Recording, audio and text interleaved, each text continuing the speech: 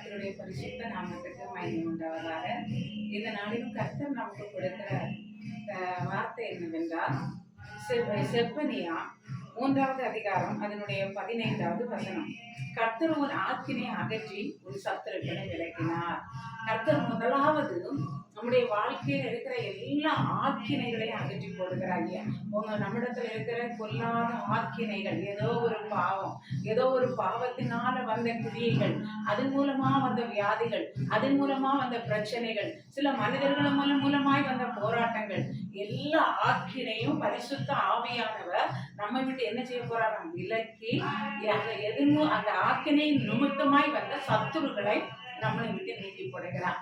ஒருவேளை சில சத்துருக்கள் நமக்கு விரோதமாய் எழும்பி சில பொல்லாத காரியங்களை செய்திருக்கலாம். அந்த சத்துருக்கள் நிமித்தம் நீங்க நெருக்கப்பட்டு ஒடுக்கப்பட்டு போய் இருந்திருக்கலாம்.